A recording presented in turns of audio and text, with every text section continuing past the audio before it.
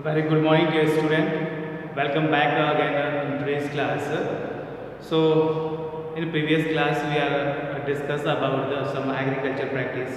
So, in that, first we discuss about water, the preparation of soil. So, in that we already discussed about the two steps, the two other sub process that we can say. First one is that is the plugging, and second one is water leveling. After that, we discuss the another second process that is sowing. So as I told you that sowing means is the process of placing seeds into the soil is called water sowing. There are the different methods for the sowing, means how the sowing or how the seeds are placed into the soil. So during that time means when we are the farmer start this process or process of sowing, he must kept something in his mind. First things about the selection of seeds, means how can he select the seeds that seeds is healthy or not, because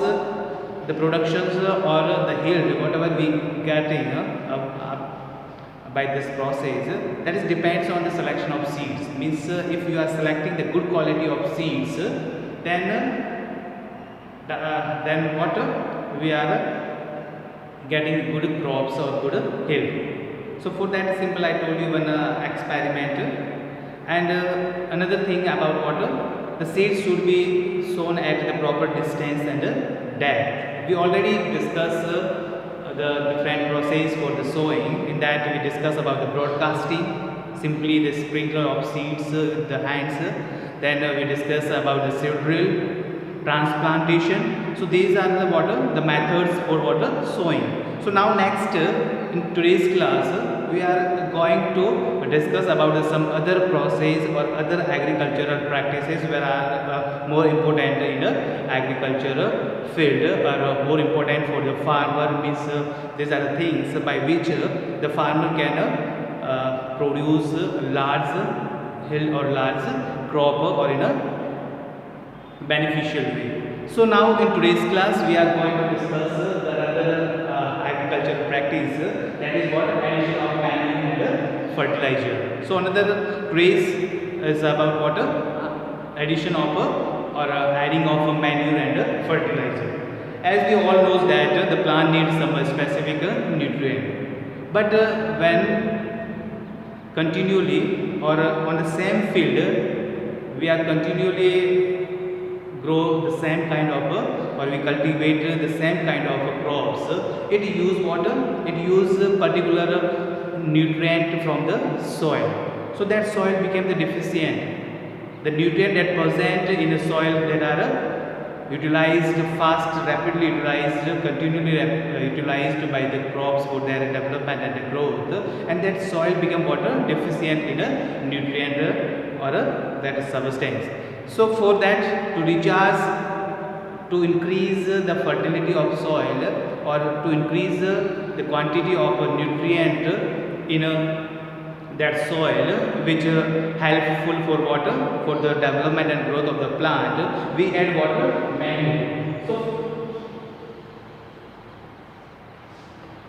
first we discuss about the manure. Manure means these are the organic substance. You know, organic substance means the substance which we are getting from the dead and decaying material of a plant body or an animal body. These are considered as water decomposable things or you can say the biodegradable substances. Means these are easily decomposed by the microbes or saprophytes. Second things, it is not soluble in the water, so it takes some time to give water, to give the nutrient. It not so it direct effect or immediate effect on the crop, but it have long effect. These are the eco-friendly substance. They have no any type of pollution. It's not responsible for any kind of pollution because these are the manure and the organic substances.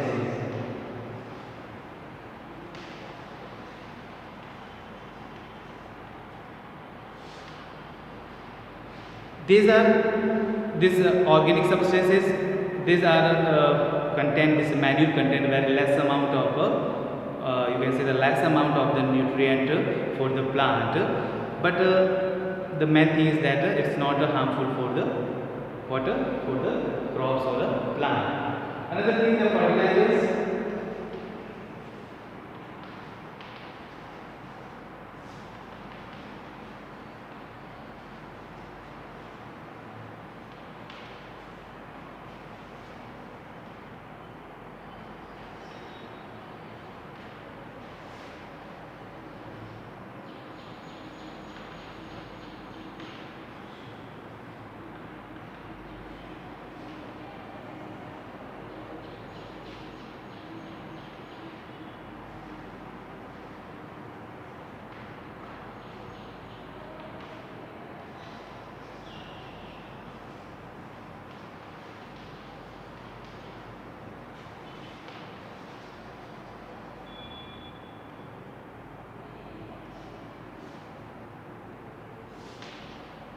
So the manure means the organic substance, and they are the you can say that the product of water, the natural or organic things, or you can say the dead and decaying parts of animals and plant after the decomposition of dead and decaying material. These are formed naturally prepared at the farmhouse by the farmer. But if we are talking about water, if we are talking about the fertilizers are the chemical substances, and these are prepared by water, prepared by the use of chemicals in a factory.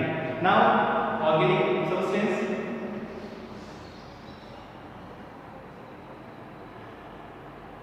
These are the different types. There are the different types of this manure, that is compost,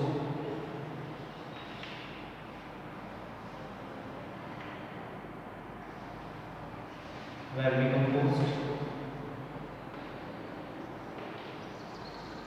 farmyard manure,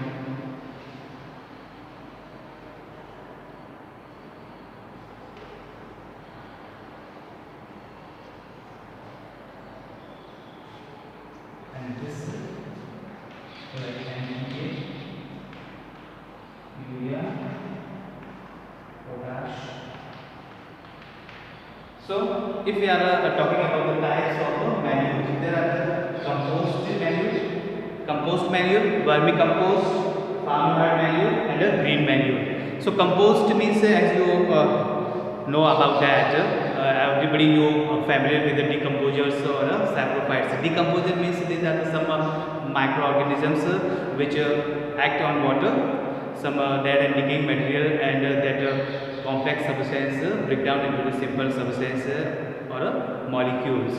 So by the action of decomposers, whatever the organic materials, or you can say that the organic substance, or you can say the waste material of farmyard, waste materials of like crops, and the bills of vegetables, fruits, and remain food materials at the kitchen. So all these things are dumped into water, a small pit. So after the decomposition, after the 15 or 20 days, or after the 1 month, that is totally decomposed by the microbes, and it convert into black brown color, that is called humus, and that is called water compost. So this type of a method is used for the formation of a composting or a compost. Compost means that the dead and decaying part of a plants and animals body, and which is converted by the microbes or decomposers. Second thing is vermicompost. Vermicompost means it is also the type of methods of composting, but in this method we use what are the special kinds of water, the worms, means some special kind of worms like earthworm. Earthworm we use for water, for the decomposition of this dead and decaying materials. So the number of this earthworms also increase in this process, or it is very beneficial for the water, for the farmers, as the point of view of water for the crops, and it utilized by the farmers in his field for better growth or better yield. Then next, farmyard manure. Farmyard manure means whatever the waste materials remains at the farmyard. So all that the means you can say the other parts of the plants body like leaves, twigs and other things, organic substance. So that substance is used for forming water for making or manufacturing of this farmyard manure. And next one, green manure. Green manure means can be prepared by the some plants like gourd and hemp, some hemp. This type of things are used for making the green manure. So these are the all are the types of water. All these are the types of the manure. Okay, composted, or you can say the composting, vermicompost, farmyard manure, and green manure. And this all why it is necessary for the farmer, because it increases the water holding capacity or water retaining capacity of a soil. It makes the soil more porous. It increases the fertility of soil. It makes the soil more increase its textures. So this all are characteristics of water. This manure. Then fertilizers. Fertilizers means they are have the specific substance or nutrient. Example like this NPK. NPK means water, and for this nitrogen, P for potassium, this K for potassium, and P for phosphorus.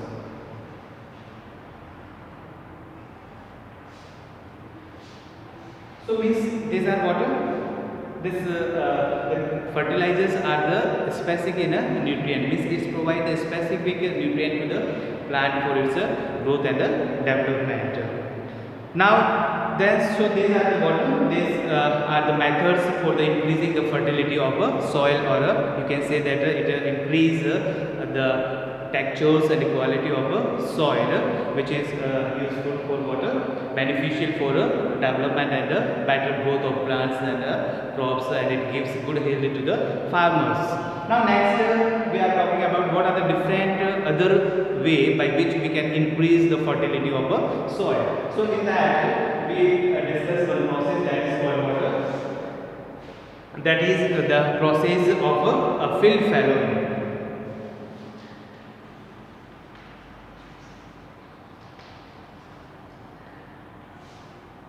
This field fallowing means it's a process of leaving the land or field for some for a few months without or you can say the uncultivated.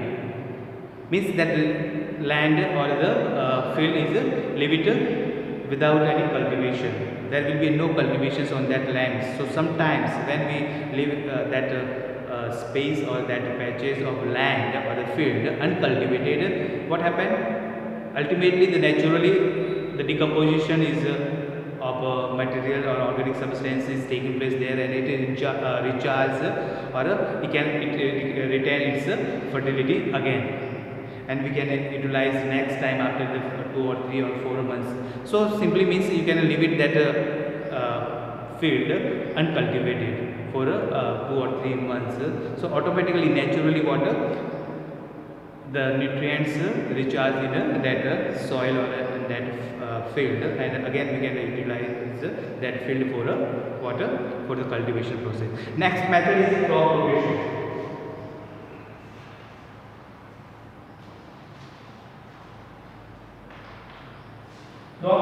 This crop rotation is also another method by which we can increase the fertility of soil, because we know that the continually cultivation or continually growing of the same kind of plants or same kind of crops on the field that utilized water rapidly all the nutrients from that soil, and that soils became the deficient in a particular nutrient. So that nutrient can be recharged by this process, field fallowing. And second, crop rotation. Crop rotation means we can cultivate crop alternately one by one.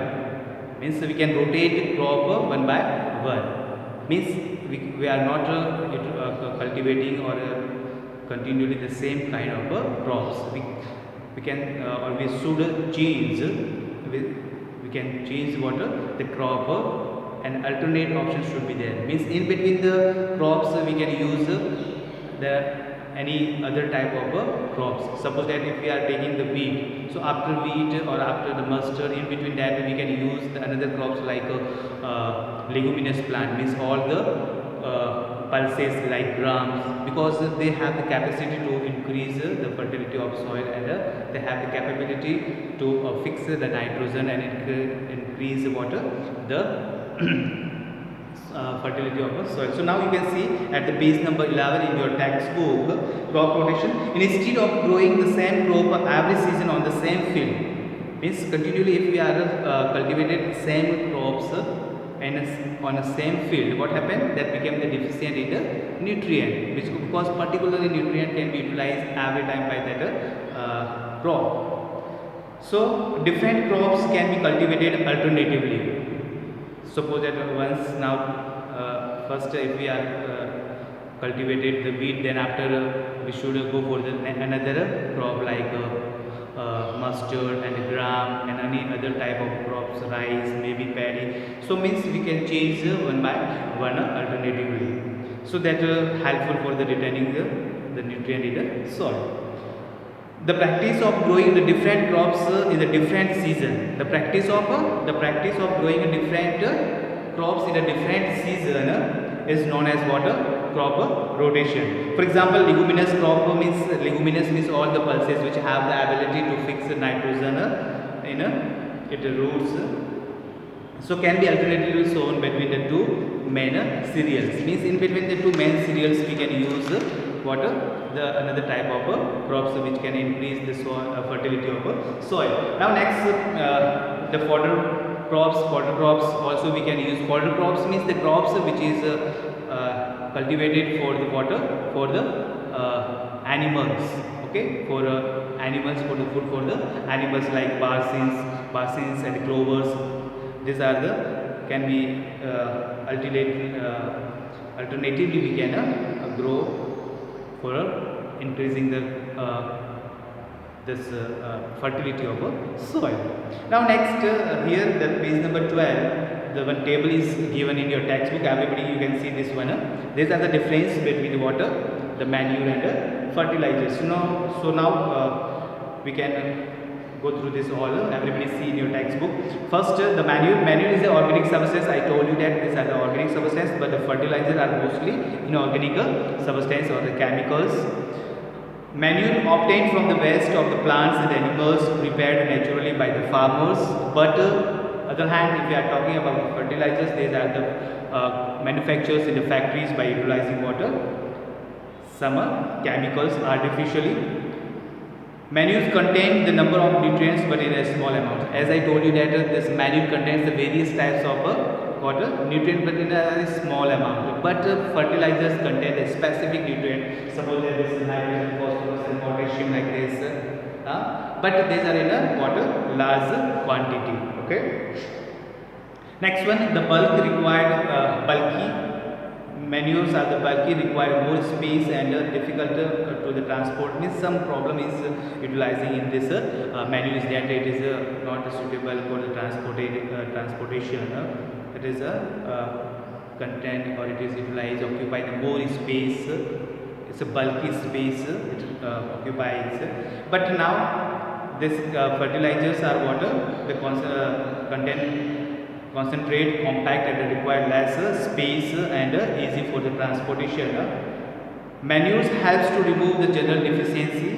Means manure can only utilize for the to remove the general deficiency, but fertilizers are used for water to remove the specific problems or specific deficiency of a nutrient. Okay. As I told you, this manure is water. Manure is eco-friendly, means it does not have any harmful effect because these are the biodegradable substances. They can easily mix with the soil. It have no harmful effects on the nature, on the plants and animals. But and somehow this fertilizers are the chemical substances or chemical substances. As we know that these are water. These are the non-biodegradable substances. They are not decomposed by the microbes or decomposers. So some remains, some parts maybe with the soil, so it has the harmful effects on the plants, animals and aquatic animals also. Okay, so these are the some differentiate between the manures and the fertilizers. Now next we are discussing about the irrigation of crops. So just you go through this all things. If you want to take the screenshot and make a rough note, then we discuss about the irrigation of crops.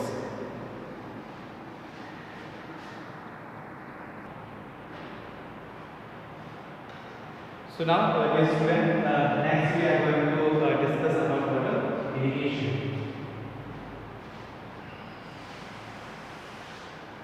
Irrigation, it is another next steps or the next agriculture practice that irrigation.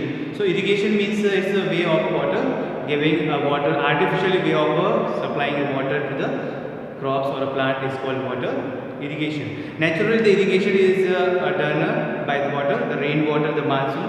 So you know that the Indian farmers mostly depends on water, this monsoon rain. So these are the natural way for giving a water. But the another artificial method is also there by which we can give water, because all the crops need the different amount of the water at the different level. So irrigation can be done at the different level. It is depends on what kind of soil is there and what type, what the nature of what is the requirement of that crop. So on the basis of that we give water. We should give a water at the equal interval of time, because this water is helpful for many in the life process for the plants, like it is useful in a photosynthesis process, it is useful in a circulating or transporting the minerals in a plant's body. So it is helpful for water. This water is a useful, it has the important role in plant body. So for that, at the equal interval of time or at the different stage, we need to give water. In India, the water can be supplied or the irrigation can be done by the different methods, like we can utilize the water from the dam, water from the tube well, water from the well, water from the pond, water from the river. These all are the sources for water, the source of irrigation. So generally, this all the sources of irrigation, or we can say that all these sources of irrigation can be classified into the two categories. Broadly, we can classify it into two categories. These are what? Modern methods and traditional methods. Modern methods, the methods which we use nowadays, means in modern era we can go or we can go with some specific method for the irrigation, like sprinkler systems and drip irrigation.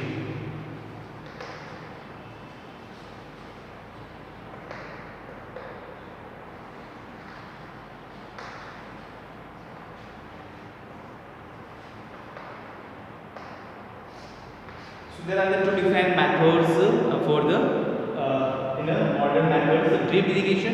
Drip irrigation means the water is directly given at the base of the root of the plants by drop by drop. So that whole water is utilized by the plant or the crops, and there will be no chance of wastage of water by this.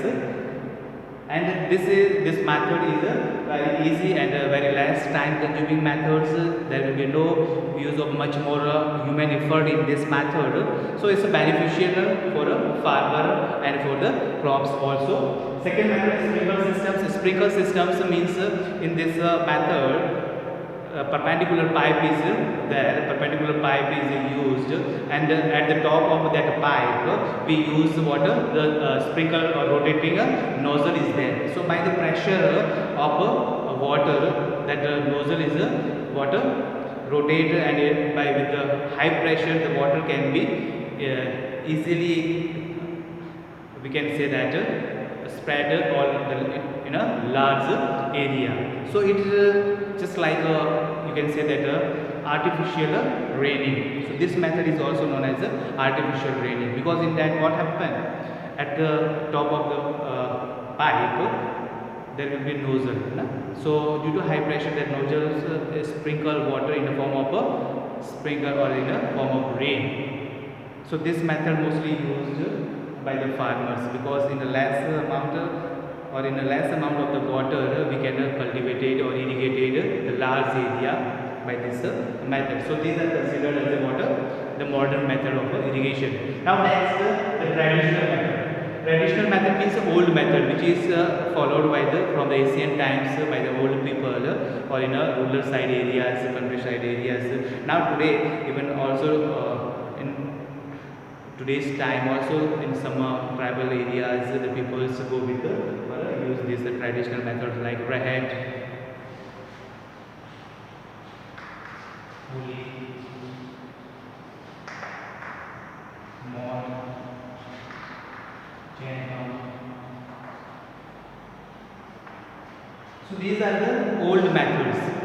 These methods are ancient times methods or old or traditional methods, which is utilized by the ancient peoples but nowadays also in some part of our country utilize these methods for the irrigation purpose. These methods take too much time and these are driven by water, human or oxen, and it take too much time. Now next we are discussing the factors in which on which the irrigation depends. Means what are the ways by which the irrigation is depends. So irrigation is depends first on the nature of soil and second the requirement of crops, because we know that in our country the all part is occupied by different type of soil. Somewhere it is a sandy soil, somewhere the alluvial soil, somewhere is a clay soil, black soil.